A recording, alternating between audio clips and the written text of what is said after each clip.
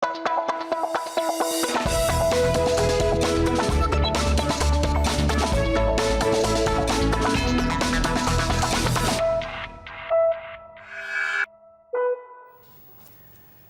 evening. You're watching the news on Croatian television. 2 days after they quit Andrej Plenković's government, former junior coalition partners Most are accusing the HDZ of trying to bribe one of their MPs with promises to solve his financial problems in exchange for his support in 2 upcoming key votes in parliament. Most MP Hrti says he has filed a criminal complaint and is prepared to cooperate with the authorities. I was told through an intermediary to vote in favor of Zdravko Marić and to oppose the removal of Parliamentary Speaker Božo Petrov. I've been goaded to take sides in these current political maneuvers. The former HDZ member who allegedly approached Runtić has issued a statement denying the allegations of offering a bribe. However, Drago Veselčić did acknowledge speaking to Runtić about whether he would back the government or not. In an interview for a daily newspaper, Prime Minister Andrej Plenković, explaining his decision to fire 3 of Most's ministers on Friday, said the government had to be united. He claimed his party now had better options for forming a parliamentary majority than it did a year ago and appealed to the center-right Croatian Peasant Party to join his government, saying the door was open to them. Peasant Party leader Krešimir Beljak was not so keen on the invitation. The HSS will vote to dismiss Finance Minister Zdravko Marić because we believe that someone who has worked at Agrokor, is not a member of the HDZ and has now served in 2 cabinets, has no place in the government because he clearly has a conflict of interest. There will be no coalition with Most and no absolution for the HDZ. The HDZ is most responsible for this political crisis. Croatia has wasted a year and a half on the HDZ-Most divorce. Traffic congestion on the border between Croatia and Slovenia has been drastically reduced after the 2 countries' prime ministers and the president of the European Commission agreed on measures yesterday to speed up border checks. More stringent border control rules along the Schengen frontier that went into effect at the beginning of April had caused chaos on the Croatia-Slovenia border. The leaders agreed that any time the wait is longer than 15 minutes, border police would switch from systematic checks to targeted ones. It's great. We've been waiting 2-3 minutes. The wait is around 10 minutes maximum. There isn't much of a wait, nothing terrible. We've been here 15 minutes or so. It's not too bad, under 30 minutes. The political crisis in Macedonia is not waning. The opposition coalition backing Social Democrat Zoran Zaev said it would form a new government. Meanwhile, police are arresting people suspected of organizing last week's violence. Around 100 people were injured when protesters stormed into Macedonia's parliament. The ruling nationalist VMRO party is accusing their rivals of trying to spark a civil war by electing Albanian Talat Xhaferi as parliament speaker. We want new elections. Let the people speak. Let Macedonians decide yes or no. We are here to say no to the Albanians. It is the Macedonians who should have the last word here.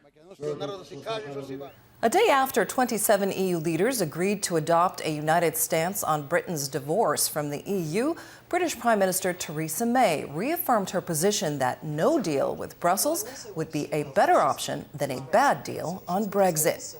But of course, the negotiations will be tough at times. We've seen that from some of the comments that have come out recently. There's a lot that actually we agree on, wanting to have that good and special partnership into the future, wanting to be able to give reassurance to EU citizens living here and UK citizens living in those other 27 countries.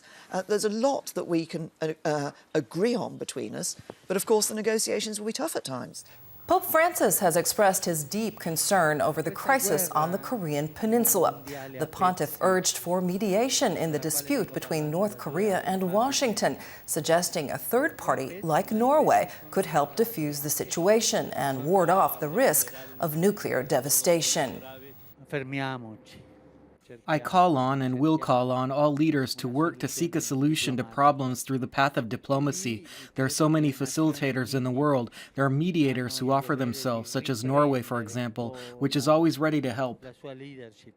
A small village near the Plitvice Lakes National Park now offers one of the most adrenaline-fueled adventures in the country, Croatia's longest zipline. The fast and furious 2-kilometer ride along a cable 80 meters above ground features stunning views of the Lika region. It's excellent, amazing. Try it for yourself. Scared? No, nothing but adrenaline. It's simply too good. You have to try because it's just indescribable flying along the longest zip line. In sports, Hajduk defeated Istra 2-0 in Pula tonight in round 31 of the domestic league, pressing on in their battle with Osijek for third place and a chance to reach the Europa League. This was the first time this season Hajduk has managed to pull off 4 consecutive victories. Zadar defeated Cibona in the second quarterfinal playoff game of the Croatian Basketball Championship tonight. Now the teams are tied with 1 win each in the best-of-3 series. Earlier today, Šibenik advanced to the semis after beating Zagreb 123-96 and 2-0 in their series. Cedevita secured their spot in the Final Four on Saturday, while Split and Osijek are in a 1-1 tie. They will play their deciding game on Wednesday. Monday's forecast calls for mostly sunny skies throughout the country. Late in the day, clouds will begin to build on the northern Adriatic and in Gorski Kotar, and there is a chance of a few drops of rain overnight. Expect mild breezes in the interior. On the coast, there will be a northeasterly in the morning. Winds will shift to a southwesterly and westerly direction during the day. Morning lows will range from 1 to 6 degrees in the interior and from 7 to 12 on the coast. The day's highs will be between 17 and 21. The weather in the interior will remain mostly sunny and dry until Wednesday, when conditions will be less stable. There is a chance of occasional rain midweek, and more frequent showers are expected on Thursday. Morning temperatures will rise, but afternoon highs will remain about the same. On the coast, it will be mostly sunny on Tuesday, but the north will see more clouds. This trend will continue into Wednesday, when there is a chance of local showers late in the day. More occasional showers are expected on Thursday. There will be a moderate northwesterly and southwesterly wind, and temperatures will be relatively warm. And that brings us to the end of our program. Thanks for joining us. We'll see you again tomorrow.